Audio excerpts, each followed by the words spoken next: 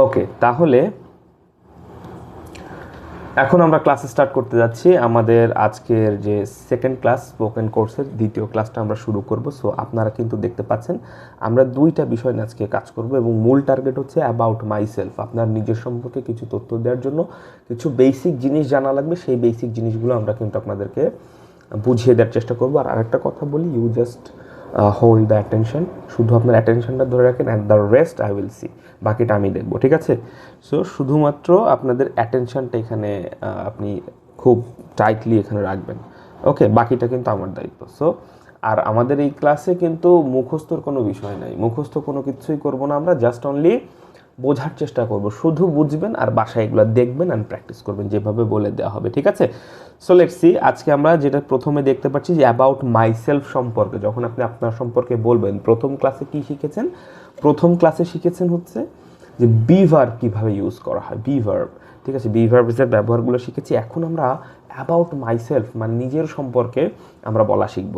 আর একটা কথা বলি, আমরা কিন্তু বিভিন্ন স্ট্রাকচার, বিভিন্ন গ্রামার ইত্যাদি ইত্যাদি শুরু করছি না, আমরা কিন্তু ডিরেক্ট, সবচেয়ে বড় মজা হচ্ছে আমাদের এখানে যে ডিরেক্ট আপনি স্পিকিংয়ে প্রবেশ করেছেন, একদম ওইসব ABCD বাদ দিয়ে সরাসরি স্পিকিংয়ে প্রবেশ করেছেন। এটাই হচ্ছে আমাদের সবচেয়ে বড় মজার বিষয়, হ্যাঁ? কোনো ঝামেলা দিয়ে আমরা শুরু করি নাই। সো এখন আমরা কি করব, আমরা কিন্তু অ্যাবাউট মাইসেলফ সম্পর্কে আমরা দেখছি, হ্যাঁ? তার জন্য কি কি শেখা লাগবে ভালো করে দেখেন। এই অ্যাবাউট মাইসেলফ বলার জন্য আপনাকে হচ্ছে প্রথমে পার্সন সম্পর্কে জানা লাগবে, person and then forms of verb. এটা খুবই গুরুত্বপূর্ণ। ফর্মস অফ ভার্ব মানে একটা ভার্বের বিভিন্ন অবস্থা থাকে। তো আমরা আগে একটু এই ফর্মস অফ ভার্ব নিয়ে একটু কাজ করি, ঠিক আছে? ফর্মস অফ ভার্ব বলতে ধরেন বাংলার যদি কথা বলি, বাংলাতে একটা খাওয়া, এই যে খাওয়া শব্দটা, এই যে খাওয়া, এই যে বাংলাতে আমরা কি করি, খাই না? বাংলায় বলি যে খাচ্ছি, খেলাম, খেয়েছি, খাবো। এই যে খাওয়া শব্দটা বাংলায় কতভাবে ব্যবহার করা যায় জানেন? খাওয়া, দেখেন কিভাবে ব্যবহার করছি, খাওয়া, খাচ্ছি, খাবো, ঠিক আছে? খেয়েছি, খেয়েছি, খেলাম, খেলাম, হ্যাঁ, খেয়েছিলাম, খেয়েছিলাম, খেয়েছিলাম, হ্যাঁ, আরও কত, খেলেন, তিনি যদি বলি তাহলে তিনি খেলেন, হ্যাঁ, খেলেন, আমরা খাই, আমরা খাই, ওরা খায়, তারা খায়, ঠিক আছে? অনেকগুলো। এটা এই যে একটা খাওয়া, একটা ভার্বের বাংলাতে কয়েকটা অবস্থা হয়, 17 থেকে 18টা অবস্থা হয়, 17 থেকে 18টা অবস্থা একটা বাংলা ক্রিয়ার হতে পারে, ওকে? এই জিনিসটা মনে রাখবেন যে একটা বাংলা ক্রিয়ার 17 থেকে 18টা অবস্থায় যেতে পারে, যেমন খাওয়া, খাচ্ছি, খাবো, খেয়েছি, খেলাম, তিনি খেলেন, ও খায়, তারা খেয়েছে, ঠিক আছে? ইত্যাদি ইত্যাদি হতে পারে। কিন্তু ইংরেজির ক্ষেত্রে এটা ভিন্ন। এই একই শব্দ ইংরেজির ক্ষেত্রে ভিন্ন। কীরকম ভিন্ন খেয়াল করেন, ইংরেজিতে এই খাওয়ার ইংরেজি হচ্ছে, খাওয়াটা হয়ে যায় কি, ইট, খাওয়াটা হয়ে যায় ইট। এই ইটটা এতগুলো ফরম্যাটে যেতে পারে না, এই যে 17টা ফরম্যাটে যেতে পারে না। তাহলে এই ইটটা যদি আমি 17টা অবস্থায় নিতে না পারি, 17টা অবস্থায় নিতে না পারি, তাহলে ওই বাংলার ওই সিচুয়েশনগুলোকে আপনি ব্যাখ্যা করবেন কিভাবে? আমি একটা ইট দিয়ে কি বলতে পারবো যে আমি খেয়েছিলাম, আই ইট মানে আমি খেয়েছিলাম, বুঝতে পারবেন না? আমি খেয়েছিলাম বুঝতে পারবেন না। আই ইট মানে আমি খাবো, এটাও আপনি বুঝতে পারবেন না। তাহলে এই ইটটাকে 16-17টা ফরম্যাটে নিয়ে যাবে কে? 16-17টা ফরম্যাটে নিয়ে যাবে হচ্ছে হেল্পিং ভার্ব। হেল্পিং ভার্ব, এই হেল্পিং ভার্বই হচ্ছে ওই যে বিভিন্ন 17টা অবস্থা বাংলার, ওই 17টা অবস্থায় পৌঁছে দেবে এই হেল্পিং ভার্ব, ঠিক আছে? যেরকম ইটের 3টা অবস্থা আমি যদি বলি, ইটের প্রথম অবস্থা ইট, দ্বিতীয় অবস্থা এট, তৃতীয় অবস্থা ইটেন, হ্যাঁ? এই 3টাই বেসিকলি সরাসরি আপনার হচ্ছে ইংরেজিতে আছে। আর বাকি যেগুলা সেইগুলোকে হচ্ছে পরিবর্তন করে নিয়ে যেতে হবে। ওই যে বাকি যে 17টা যে রয়েছে, 17টায় নিয়ে যেতে গেলে এর সাথে কিছু যুক্ত করলে তখন ওই বিভিন্ন 17টার বিভিন্ন বিভিন্ন অবস্থায় আসবে। যেরকম ধরেন আই ইট, আই ইট মানে কি, আমি খাই, আমি খাই, তাহলে একটা খাই বুঝলাম, আইট মানে আমি খাই। এখন আমি যদি বলি আমি খাচ্ছি, আমি খাচ্ছি, এই 3টা দিয়ে একটা দিয়েও আপনি এটা বোঝাতে পারবেন না যে আমি খাচ্ছি, আমি খাচ্ছি, এই 3টার একটা দিয়েও আপনি বোঝাতে পারবেন না। এই খাচ্ছিকে বোঝানোর জন্য আপনাকে অন্য একটা হেল্পিং ভার্বের, এই খাচ্ছি বোঝানোর জন্য হেল্পিং ভার্বের সাহায্য নিতে হবে। হেল্পিং ভার্ব, হেল্পিং ভার্ব কারা? হেল্পিং ভার্ব হচ্ছে বেসিক্যালি আপনি জানেন যে হেল্পিং ভার্ব হচ্ছে ওই বি ভার্ব যারা, হেল্পিং ভার্ব কারা, ওই যে বি ভার্ব, হ্যাভ ভার্ব আর হচ্ছে ডু ভার্ব, এরা হচ্ছে হেল্পিং ভার্ব। এদের সাহায্য নিয়ে আপনার ওই 17টা ফরম্যাটে পৌঁছাতে হবে। বোঝা গেছে? এই হচ্ছে বিষয়, এই জিনিসটা আপনাকে বুঝতে হবে। শুধু এইটুকু মাথার মধ্যে সেট আপ দেন যে বাংলায় একটা খাওয়া যে ক্রিয়া, এই একটা ভার্বই আছে 17টা অবস্থায়, 18টা অবস্থায় বা আরও আশেপাশে কোনো একটা সংখ্যায় থাকে, 17-18 অবস্থায় থাকে। কিন্তু ইংরেজিতে কিন্তু 17টা অবস্থা, 18টা অবস্থা ইংরেজি শব্দের নাই, মাত্র 3টা অবস্থা আছে। এই যে 1 2 3, এই 3টা অবস্থা আছে। তাহলে এই 17-18টা অবস্থা ব্যাখ্যা করার জন্য ওই 3টা ভার্ব দিয়ে যথেষ্ট নয়, ওই 3টা ভার্বকে 17টা অবস্থায় নিয়ে যেতে হবে, সেই জন্য লাগবে হচ্ছে হেল্পিং ভার্ব। বোঝা গেছে?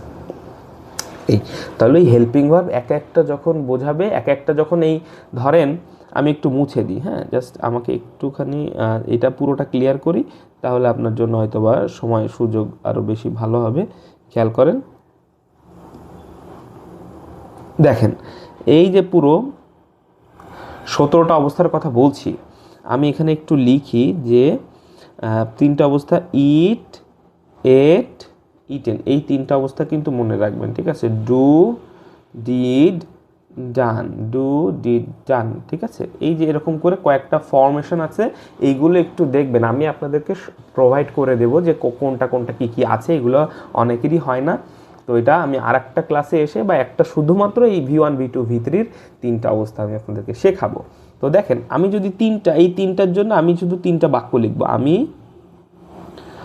আমি ভাত খাই, আমি ভাত, আরেকটু নিচে লিখলে ভালো হয়, ওকে, আমি ভাত খেয়েছি, আমি ভাত খাবো, আরেকটা আমি ভাত খেয়েছিলাম। দেখেন আমি 4টা বাক্য লিখলাম। এখানে এই যে খাবো বা খাওয়া, এইটা কয়টা অবস্থায় গেছে? খাওয়াটা একটা, খাই, খেয়েছি, খাবো, খেয়েছিলাম, 4টা অবস্থায়। এখানে খাওয়ার অবস্থা আছে কয়টা? বাংলায় আছে 4টা, কিন্তু এই খাওয়াটা এই ইংরেজিতে কয়টা হয়? এই ইংরেজিতে হয় 3টা। ইংরেজিতে হয় কয়টা? 3টা। কয়টা হয়? 3টা অবস্থা হয়। তার মধ্যে 2টো সরাসরি কাজে লাগানো যায়, এই 2টো সরাসরি কাজে লাগানো যায়, ঠিক আছে? আচ্ছা, ধরে নিলাম, অত মাথায় লোড নেওয়ার দরকার নেই, 3টা অবস্থা আছে, কিন্তু বাংলায় বাক্য হয়েছে কয়টা? 4টা। তাহলে আমি ভাত খাই, এটা দিতে পারছি, এইটা ব্যবহার করে হয়ে যাচ্ছে আই ইট রাইস, এটা ব্যবহার করে হয়ে যাচ্ছে। কিন্তু আমি ভাত খেয়েছি, এই 3টার মধ্যে কোনোটার অর্থই খেয়েছি হয় না। তাহলে আপনি কি করবেন? তখন হেল্পিং ভার্ব ব্যবহার করবেন, যেরকম আই হ্যাভ ইটেন রাইস। আপনি যখন হ্যাভের সাথে এই যে 3 নাম্বারটা যুক্ত করে দেন, তখন হয়ে যায় খেয়েছি, এরকম করেছি, গিয়েছি, হয়েছে, দেখেছি, তখন হয়ে যায় এরকম অর্থ। হ্যাভের পরে ভার্বের এই যে 3 নাম্বার ফর্মটা বসাই দিলে খেয়েছি, করেছি, গিয়েছি, দেখেছি, যত রকমের এরকম ছি আছে, করেছি, হয়েছে, তো সবগুলাই হয়ে যাবে, ঠিক আছে? এইবার আসেন, আমি ভাত খাবো। এইখানে এই যে 3টা অবস্থা আপনি দেখতে পাচ্ছেন না, ইট, এট, ইটেন, এই 3টা অবস্থার কোনোটা দিয়েই আপনি খাবোকে বোঝাতে পারবেন না, ভবিষ্যৎ বোঝানো যাবে না। এই খাবোকে বোঝানোর জন্য একটা উইল যুক্ত করতে হয়, আই উইল, আর উইলের পরে এই প্রথমটা, উইলের পরে কি হয়? উইলের পরে প্রথমটা যুক্ত করতে হয়, আই উইল ইট রাইস, অর্থাৎ এইটা হয়ে গেল খাবো। উইল ইট একসাথে হয়ে গেল খাবো বোঝাবে, ঠিক আছে? এই ইটটা তখন ফিউচারে চলে যাবে উইলের সাহায্য নিয়ে, ওকে? এবার আমি ভাত খেয়েছিলাম, এইটা আপনি সরাসরি এখান থেকে এই খেয়েছিলাম মানে অতীতে কোনো একটা কাজ শেষ, ওইটা আপনি V2 দিয়েই আপনি বুঝাই দিতে পারবেন। তাহলে আই এট রাইস, এটা একবারে এটা দিয়ে বোঝানো যাচ্ছে। তাহলে আমরা বুঝলাম এই 3টা ফরম্যাট দিয়ে সরাসরি পাস্টের আর প্রেজেন্ট আর পাস্টের কথাগুলো বোঝানো, অর্থাৎ V1 আর V2 দিয়ে পাস্ট এবং প্রেজেন্টটা বোঝানো যায়, আর অন্য যে 12টা ফরম্যাট আছে টেন্সের, এটা বোঝানো যায় না, ঠিক আছে? তো এইটা একটু খেয়াল করতে হবে যে আমাদের এই ভার্বের ফর্মসগুলা কিন্তু একটু জানতে হবে, আর কোন ফর্মটা, ভার্বের এই ফর্মটা যে শিখতে পারবে। আমি একটা কথা বলি, সবচেয়ে গুরুত্বপূর্ণ বিষয় হচ্ছে ভার্বের এই ফর্মটা। যে এই ফর্মটা ধরে নিতে পারবে, যে এই ফর্মটা অ্যাবজর্ব করে নিতে পারবে, বুঝে ফেলতে পারবে, তার কোনো সমস্যা হবে না গ্রামারে। আর স্পিকিংয়ে তো হবেই না, ঠিক আছে? গ্রামারেও কোনো সমস্যা হবে না, স্পিকিংয়েও কোনো সমস্যা হবে না। সো এই বিষয়টা একটু বুঝাবেন, V1 V2 V3, ওকে? তাহলে এইটা হচ্ছে বিষয় যে আমরা প্রথম ফর্ম দিয়ে কিভাবে ব্যবহার করতে পারি, দ্বিতীয় ফর্ম দিয়ে কীভাবে ব্যবহার করতে পারি, তৃতীয় ফর্ম দিয়ে কীভাবে ব্যবহার করতে পারি। এই যে 2 নাম্বার ক্লাসের যে ফর্মগুলো তো আমি একটু সারফেস দিয়ে দেখাচ্ছি, মানে হচ্ছে ভাষা দেখাচ্ছি, কিন্তু এটা নিয়ে আর একটা ডেডিকেটেড ক্লাস আসবে। শুধু আজকে আপনাদের ফর্মের সাথে পরিচয় করে দিলাম, কিন্তু এই ফর্মের বিস্তারিত ব্যবহার অন্য একটা ক্লাসে আমি আপনাদেরকে 3 নাম্বার ক্লাসে ইনশাল্লাহ আপনাদেরকে দেখাবো। এখন আসেন পার্সনটা কি, এটা আমাদেরকে একটু জানতে হবে। পার্সনটা খুব ভালো করে জানতে হবে, ঠিক আছে? সো পার্সন হচ্ছে আমরা যে সাবজেক্ট থাকে বা অবজেক্ট থাকে, এইটার একটা ক্লাসিফিকেশন আছে, ওই ক্লাসিফিকেশনটাই হচ্ছে পার্সন, ঠিক আছে? পার্সন কয় প্রকার? পার্সন হচ্ছে 3 প্রকার। দেখেন 1 2 3। আমরা প্রোনাউন পড়েছি, প্রোনাউনের কথা কি আপনাদের মনে আছে? দেখেন তো কারোর প্রোনাউনের কথা মনে আছে কিনা। প্রোনাউনের কথা যদি মনে থাকে, হি, শি, ইট, কোনো নাউনের পরিবর্তে যা বসানো হয় তাই হচ্ছে প্রোনাউন। কি বলছে? কোনো নাউনের পরিবর্তে যা বসানো হয় তাই হচ্ছে প্রোনাউন। ওইগুলাই অ্যাকচুয়ালি পার্সন হিসেবে ব্যবহার করা হয়, ঠিক আছে? আমরা গ্রামাটিক্যাল ভাষাটা খুব একটা জটিলভাবে নেব না, সহজে নেওয়ার চেষ্টা করব, ওকে? পার্সন হচ্ছে 3 প্রকার। কয় প্রকার? 3 প্রকার। 1 প্রকার, 2 প্রকার, 3 প্রকারের পার্সন হয়। প্রথমটা দেখেন একের মতো দেখতে আই না, এই জন্য প্রথমটা হচ্ছে ফার্স্ট পার্সন, দ্বিতীয়টা সেকেন্ড পার্সন, আর তৃতীয়টা হচ্ছে থার্ড পার্সন। 3 প্রকার, 3টা person, first person, second person, third person. প্রথমে ফার্স্ট পার্সন একের মতো দেখতে কি আই, ওইটা হচ্ছে ফার্স্ট পার্সন, আর ইউ হচ্ছে সেকেন্ড পার্সন। এইটুকু মনে রাখলেই হচ্ছে একের মতো দেখতে কে, একের মতো দেখতে হচ্ছে আই, এই জন্য এটা ফার্স্ট পার্সন। আর আমি যদি ফার্স্ট পার্সন হই, আমার সামনে যে থাকবে তুমি, সে হচ্ছে সেকেন্ড পার্সন। এইটুকু মনে রাখলেই হচ্ছে। আর এই দুইটা বাদে যতগুলো পার্সন আসবে, যতগুলো ব্যক্তি আসবে, যতগুলো বস্তু আসবে, সবই হবে থার্ড পার্সন। যেরকম ধরেন হি, শি, ইট, বা যে কোনো যদি নাম লিখি রহিম, ঠিক আছে? আমি যদি বলি দে, সবই হবে কি? সবই হবে থার্ড পার্সন, ওকে? সবই হবে থার্ড পার্সন। এই হচ্ছে বিষয়। আয়ের থেকে এই আয়ের একটা অবস্থা আছে, আই, মি, মাই, এরকম 2টা অবস্থা আরও আছে। তাহলে এইগুলাও হচ্ছে ফার্স্ট পার্সন, কারণ এর জন্ম হয়েছে আই থেকে। ইউ এর আরও 2টা অবস্থা আছে, ইউ, ইয়োর, এই 2টা অবস্থা আছে, ঠিক আছে? তাহলে এই 2টার জন্ম কার থেকে হয়েছে? ইউ থেকে হয়েছে। এই 2টাও হচ্ছে সেকেন্ড পার্সন, ওকে? আর থার্ড পার্সনের এরকম যতগুলোই অবস্থা আসুক না কেন, সেগুলো থার্ড পার্সনই হবে। ক্লিয়ার? এই হচ্ছে বিষয়, এই হচ্ছে বেসিক বিষয়। তাহলে দেখেন, এইটা যদি বুঝতে পারেন তাহলে কিন্তু একটু আমাদের সহজ হবে ইংরেজিতে কথা বলাটা। পার্সন ক্লিয়ার কিনা আমাকে বলেন। যদি পার্সন ক্লিয়ার হয় তাহলে আমি একটা জিনিস আপনাদেরকে একটু শিখাই। দেখেন, I am eating rice. I am eating rice. Okay. I am eating rice. He is eating rice. They are eating rice. তাহলে বুঝতে পারছেন পার্সনের সাথে কি হচ্ছে? দেখেন, আই যখন হচ্ছে ফার্স্ট পার্সন যখন হচ্ছে তখন এর সাথে অ্যাম যুক্ত হচ্ছে, আবার হি যখন হচ্ছে তখন এর সাথে ইজ যুক্ত হচ্ছে, দে যখন আসতেছে তখন এর সাথে আর যুক্ত হচ্ছে। শুধুমাত্র মনে রাখবেন যে যখন প্লুরাল হয়, প্লুরাল হলে এর সাথে আর বসে এবং ওয়্যার বসে। প্লুরাল হলে আর এবং ওয়্যার বসে। সিঙ্গুলার হলে আমার হচ্ছে ইজ অথবা অ্যাম বসাতে হয়। এই দুটো জিনিস একটু বেসিকভাবে আমি আপনাদেরকে বলছি, খুব ডিপ কিছু বলছি না। প্লুরাল মানে কি? একের অধিক, অনেকজন হলে কি ব্যবহার করতে হয়? আর বা ওয়্যার ব্যবহার করতে হয়। অনেকজন হলে আর অথবা ওয়্যার ব্যবহার করতে হয়। আর যদি একজন কখনো দেখেন, ওই পার্সনটা যদি একজন হয় তখন হচ্ছে ইজ অথবা অ্যাম ব্যবহার করবেন। একজন হলে ইজ অথবা অ্যাম। দেখেন, হি একজন, হি মানে কয়জন? একজন, হি ইজ। আই কয়জন? একজন, আই অ্যাম। শুধুমাত্র আই এর সাথে অ্যাম ব্যবহার হয়, এটা আমরা জানি। তো আই এর সাথে অ্যাম, হির সাথে ইজ।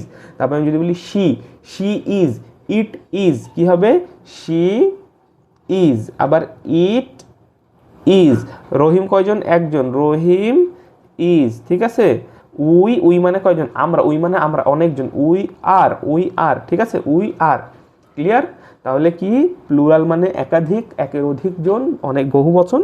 আর সিঙ্গুলার, সিঙ্গেল থেকে সিঙ্গুলার, সিঙ্গেল মানে এক, সিঙ্গুলার মানেও এক, সিঙ্গুলারের সাথে ইজ অথবা এম হবে, ক্লিয়ার। যদি এইটুকু বুঝতে পারেন তাহলে হোপফুলি এর পরবর্তী যে লেকচারগুলো হবে সেটা আপনার জন্য স্মুথ হবে অনেক বেশি। সো এরপরে আসতে হবে আমাদের একটু টেন্সের বিষয়ে আমরা আলোচনা করব। টেন্সটা কিন্তু মোস্ট ইম্পর্টেন্ট একটা পার্ট। এটা মুখস্থর কিছু না, বোঝার ব্যাপার, ফিল করার ব্যাপার, ঠিক আছে। আপনাকে ফিল করতে হবে, যে যত ভালো ফিল করতে পারবে সে তত গেইন করবে। ওকে, তাহলে এখানে কিন্তু টেন্সটাকে ফিল করতে হবে আপনাকে। ফিল বলতে কি, আমরা আবারও বলছি এখানে কিন্তু কোনো একাডেমিক ক্লাস হচ্ছে না, এটা কোনো একাডেমিক গ্রামার না। একাডেমিক যেভাবে শিখেছেন সেটা ওভাবে বাদ দেন। একাডেমিকের কোনো মানে কোনো রকমের কোনো প্রেশার চাপ এখানে নেবেন না যে ওইটার উপর সাবজেক্ট অবজেক্ট আমি যাবো, দরকার নেই ভাইয়া। শুধুমাত্র বোঝেন, এই ক্লাসগুলো বোঝেন আর খেয়াল করেন, আর কিচ্ছু লাগবে না, ওরকম কোনো প্রেশার নাই। ইংরেজি স্পিকিং কিন্তু একাডেমিক জিনিসটা, আর একাডেমিক যারা করবেন সেটা আবার একাডেমিকের সিস্টেমটা অন্যরকম। একাডেমিক যখন পড়বেন তখন অন্যভাবে পড়তে হবে, দুইটা ধারা, এই দুইটা ধারা এক করা যাবে না, ওকে। আচ্ছা, তবে দুইটা যদি আপনি যদি চান দুইটা কিন্তু কানেকশন করতে পারেন, দুইটা একাডেমিক অ্যান্ড স্পিকিং বা একাডেমিক এর সাথে আপনার যে প্র্যাকটিক্যাল ইংলিশ আছে এই দুইটাকে আপনি কিন্তু কোলাবোরেট করাতে পারেন, দুইটাকে মার্জ করাতে পারেন। মার্জ করাতে যে পারবে সে অনেক ভালো কিছু করতে পারবে, ঠিক আছে।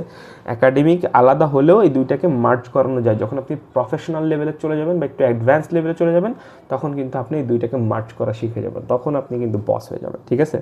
ওকে, তাহলে আমরা কি করব এখন, একটু টেন্স নিয়ে আমরা আলোচনা করব। টেন্স কি? টেন্স তো আমরা জানি যে হচ্ছে তিনটা টেন্স আছে, সময়কে বোঝানো হয়, কোন অতীত, বর্তমান আর ভবিষ্যৎ যে সময়কে উল্লেখ করে সেই হচ্ছে, সেই জিনিসটাই হচ্ছে টেন্স। তাহলে টেন্স কয় প্রকার আমরা সবাই জানি। টেন্স তিন প্রকার, কি কি? Present tense, past tense and future tense. এই তিনটা টেন্স তো আমরা সবাই জানি, এবং এই তিনটা টেন্সের আবার চারটা ভাগ আছে, indefinite, continuous, perfect and perfect continuous, ঠিক আছে।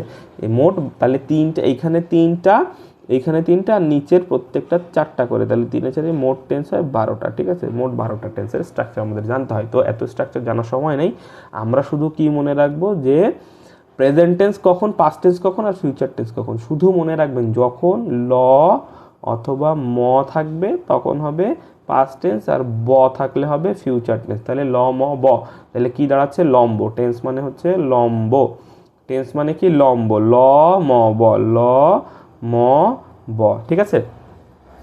টেন্স মানে হচ্ছে লম্ব। লম্ব পড়েছেন না, টিকে উল্টা করে দেখেন লম্ব হয়ে যাবে, এই জন্য টেন্স মানে হচ্ছে লম্ব, মনে রাখলেই হচ্ছে।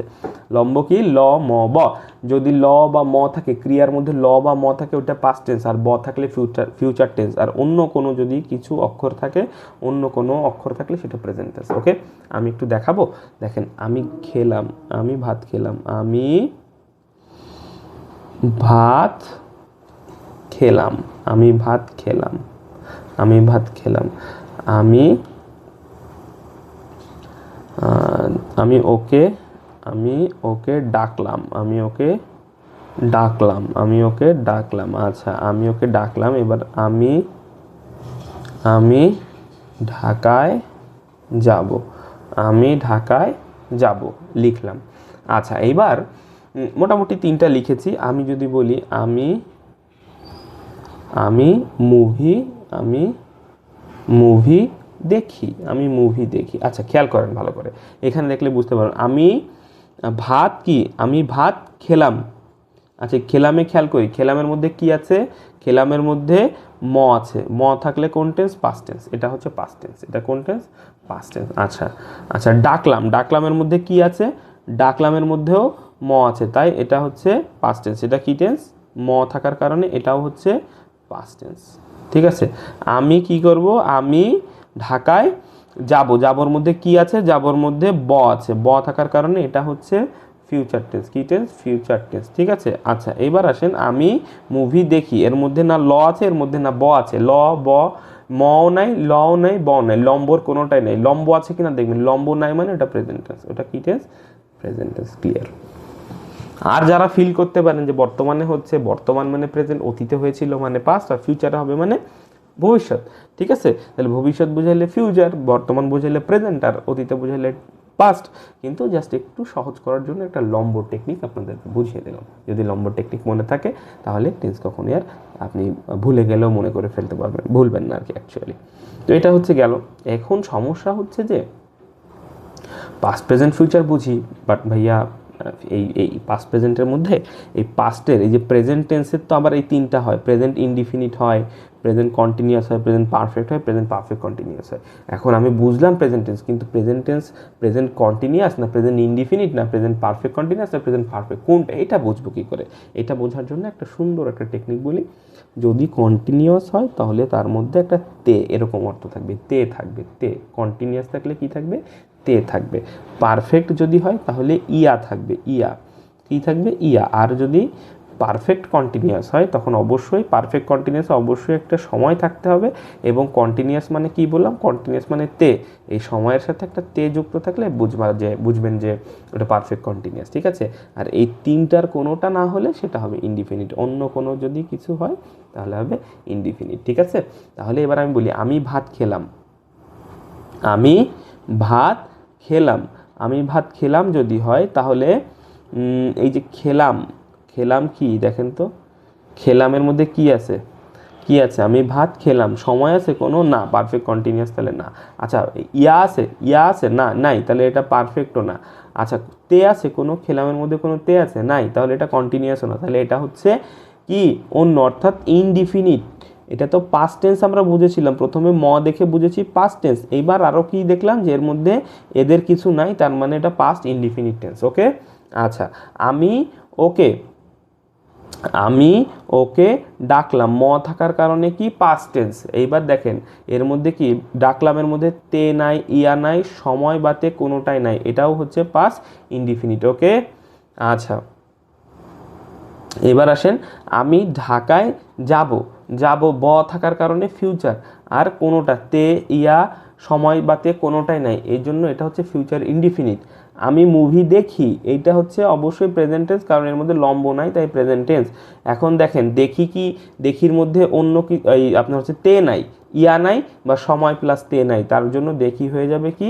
দেখি হয়ে যাবে ইনডিফিনিট, অর্থাৎ এখানে চারটা টেন্সই হচ্ছে আমাদের ইনডিফিনিট টেন্স। ওকে, আচ্ছা আমি একটা ইনডিফিনিট বাদে অন্য একটা জিনিস দেখি। আমি আমি আমি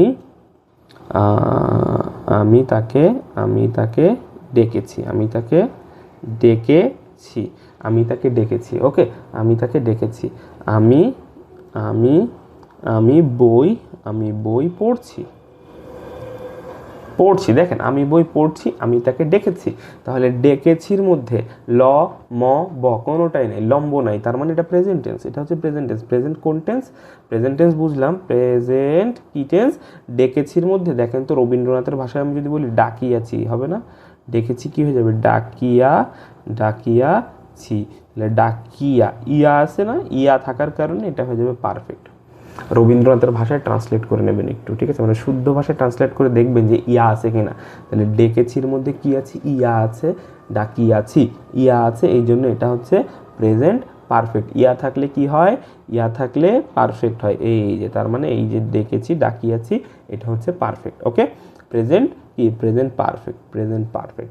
আমি বই পড়ছি, পড়ছি মানে কি দেখেন তো রবীন্দ্রনাথের ভাষায় কি হয়? পড়ছি মানে পড়িতেছি না, পড়িতেছি, তেছির মধ্যে তে আছে, অর্থাৎ এটা হচ্ছে প্রেজেন্ট কন্টিনিউয়াস টেন্স। কেন প্রেজেন্ট কন্টিনিউয়াস টেন্স? কারণ এটা তো প্রেজেন্ট টেন্স, লম ব কোনোটাই নেই, অর্থাৎ লম্ব নেই মানে হচ্ছে প্রেজেন্ট টেন্স, আর তে থাকার কারণে কন্টিনিউয়াস, প্রেজেন্ট কন্টিনিউয়াস টেন্স। তাহলে মোটামুটি টেন্স আগে আইডেন্টিফাই করেন যে এটা কোন টেন্স, পরে যে ওই টেন্সটাকে কোন গঠনে ফেলতে হবে সেটা পরের বিষয়। ওকে, এটা পরে আমরা শিখবো, শুধু আগের টেন্সটা আইডেন্টিফাই করা শেখেন। এইটুকু যদি পারেন আশা করব যে আপনারা মোটামুটি কিন্তু ক্লিয়ার একটা আইডিয়া পাবেন প্রথম দিকের প্রথম দুইটা ক্লাসে কী শিখেছেন। অর্থাৎ এই দুইটা ক্লাসে যদি আপনি ভালোভাবে আইডেন্টিফাই করে নিজেকে জাজ করে ফেলতে পারেন, নিজেকে এই একটা সেট আপে ফেলে দিতে পারেন, এই ছাঁচে ফেলে দিতে পারেন, সেক্ষেত্রে আপনার পরবর্তী যে জার্নিগুলো আছে এগুলো অনেক বেশি ইজিয়ার হবে। ওকে, তাহলে আমরা কি শিখলাম? অ্যাবাউট মাইসেলফের সময় এগুলো যে কাজে লাগবে। কখন কাজে লাগবে? যখন আপনি নিজের সম্পর্কে বলা শিখবেন। যেরকম আই ব্যবহার করলে আই অ্যাম আ ডক্টর, আয়ের সাথে কি বসাতে হয়? অ্যাম বসাতে হয়। ইউ এর সাথে কি বসাতে হয়? আর বসাতে হয়। ঠিক আছে, এখন একটা জিনিস একটু এখানে বলি, এই যে এখানে একটা বিষয় বলেছিলাম যে সিঙ্গুলার হলে কি বলেছিলাম? সিঙ্গুলার হলে ইজ বলেছিলাম, আর প্লুরাল হলে আর বলেছিলাম, শুধু একটা ব্যতিক্রম আছে, সেটা হচ্ছে ইউ। ইউ কিন্তু একজন, কিন্তু ইউ এর সাথে আর বসে। হ্যাঁ, ইউ একজনও বোঝায় আবার একাধিকজনও বোঝায়, এই জন্য ইউ এর সাথে সবসময় আর বসাবেন, ঠিক আছে। ইউ আবার একজনও বোঝায় একাধিকজনও বোঝায়, কিন্তু একজন বোঝাক আর একাধিকজন বোঝাক ইউ এর সাথে আর বসবে। ওকে, ইউ এর সাথে আর বসবে, এটা আমরা জানি মোটামুটি। You are doing well, you are very beautiful, you are handsome, you are ravishing. Okay, তাহলে ইউ এর সাথে আর বসাবেন। ওকে, তাহলে আমরা কি করলাম, একটু ওভারভিউ দিয়ে দিই অ্যাবাউট মাইসেলফ। যখন আপনি নিজের সম্পর্কে কোনো কিছু তথ্য দেওয়া শিখবেন তখন কিন্তু পার্সন দরকার হবে, ফর্মস অফ ভার্ব কিন্তু সব সময় দরকার হবে, শুধুমাত্র অ্যাবাউট মাইসেলফ না, যে কোনো কথা বলার সময় যে কোনো ক্ষেত্রে অ্যাবাউট মাইসেলফ বলেন আর যে কোনো স্পিকিংয়ের বলেন, আমাদের ফর্মস অফ ভার্ব মানে ফর্ম মানে হচ্ছে অবস্থা, গঠন, ফর্ম মানে কি গঠন, এই ভার্বের অবস্থাগুলো আমাদের কিন্তু কাজে লাগবে। V1 V2 V3, তাহলে ইট, এট, ইটেন, ডু, ডিড, ডান, এগুলো একটু মুখস্থ করার চেষ্টা করবেন। যাদের কাছে নেই আমি তাদেরকে প্রোভাইড করব খুব দ্রুত, আর যাদের আছে তাদের খুব ভালো কথা, তারা দেখে দেখে প্রোভাইড করবেন। টিচিং অফ টেন্স নামে একটা বই আছে, ওই বইতে অনেকগুলা এই যে 3টা কনজুগেশন দেওয়া আছে, V1 V2 V3 দেওয়া আছে, ঠিক আছে। টিচিং অফ টেন্সের এটা দেখলেও হয়ে যাবে। টিচিং অফ টেন্স খুবই রিনাউন্ড একটা বই, চাইলে একটা নিতে পারেন আপনারা। ওকে, তাহলে আমি দেখালাম যে এই কীভাবে এই V1 V2 V3 গুলো কাজে লাগাবেন, ঠিক আছে। সো এই দেখেন এখানে লিখেছিল আমি ভাত খাই, আমি ভাত খেয়েছি, ইত্যাদি ইত্যাদি অবস্থা আমি আপনাদেরকে দেখিয়েছি। বলেছি যে এই 3টা অবস্থা ইংরেজিতে হয়, বাংলাতে হয় 16-17টা অবস্থায়। 16-17টা অবস্থা ইংরেজির করার জন্য ওর সাথে কিছু যুক্ত করতে হয়, বিভাগ যুক্ত করতে হয়, ঠিক আছে। এবার আসেন পার্সন, আমরা একটু খেয়াল করলাম পার্সন কি, first person, second person, third person. First person I থেকে যা যা উৎপন্ন হবে first person, I, me, my. Second person হচ্ছে ইউর। ইউ এর সাথে আর বসে, ইউ এর সাথে ইজ বসে না। ইউ একজন হলেও আর বসে, ইউ একাধিকজন হলেও আর বসে, ঠিক আছে। You are my best friends, তোমরা হচ্ছে আমার ভালো বন্ধু। তাহলে দেখেন এখানে ইউ একাধিকজন তাও আর বসেছে, আর you are my loving person, তুমি হচ্ছে আমার লাভিং পার্সন, ঠিক আছে। তাহলে এখানেও ইউ বলতে একজন, তাও কিন্তু ইউ হয়েছে আর, তাহলে ইউ এর সাথে সবসময় আর ব্যবহার করতে হয়, আই এর সাথে এম ব্যবহার করতে হয়, আই এম, হি ইজ, একটু বারবার প্র্যাকটিস করেন, I am, he is, you are. Okay, তাহলে কিন্তু মোটামুটি একটা আইডিয়া চলে আসবে। সো দেন টেন্স দেখলাম, টেন্স মানে লম্ব, ল ম ব থাকলে পাস্ট অথবা ফিউচার, ল ম থাকলে পাস্ট, ব থাকলে ফিউচার। ওকে, আর যদি ল ম বর কোনোটা না থাকে প্রেজেন্ট টেন্স। আমি দেখলাম ম আছে পাস্ট টেন্স, আমি করব, ব আছে ফিউচার টেন্স, আমি যাব, ওরা যাবে, তারা আসবে কি ফিউচার টেন্স, ব আছে, ঠিক আছে। এইভাবে আপনারা চিনে ফেলতে পারবেন। আমি খাই, আমি করি, আমি দেখি, আমি যাই, আমি ঘুমাই, এখানে কোনো ল ম ব নেই, এটা এগুলো প্রেজেন্ট টেন্স। ওকে, আচ্ছা, প্রেজেন্ট ইনডিফিনিট শিখতে পারলে অনেক কিছু শেখা হয়ে যাবে, কারণ প্রেজেন্ট ইনডিফিনিটে অনেক বেশি কথা বলা হয়, আমরা বেশিরভাগ কথা বলি প্রেজেন্ট ইনডিফিনিটে। ওকে, তো প্রেজেন্ট ইনডিফিনিট বুঝলেও অনেক কিছু। সো তাহলে আমরা কিন্তু এটা একটা ওভারভিউ দিলাম। যারা শুরু করে দিয়েছেন আমার সাথে অবশ্যই কিপ কানেক্টেড থাকবেন। অ্যান্ড আমরা অ্যাটলিস্ট 20টা, টোটাল সিরিজে 20টা ক্লাস থাকবে, আমি 20টা ক্লাস দেবো। 20টা ক্লাস করার পরে আমাকে আপনারা অবশ্যই ফিডব্যাক দেবেন যে আসলে এটা আপনার জন্য কতটুকু ডেভেলপমেন্টের ছিল। তো এই ক্লাসগুলো অবশ্যই সংরক্ষণ করে রাখবেন, নোট করবেন, তাহলে আশা করি আপনাদের পরবর্তীতে অনেক হেল্পফুল হবে। সো পরের ক্লাসে দেখা হচ্ছে, সে পর্যন্ত সবাই ভালো থাকবেন, সুস্থ থাকবেন। আসসালামু আলাইকুম।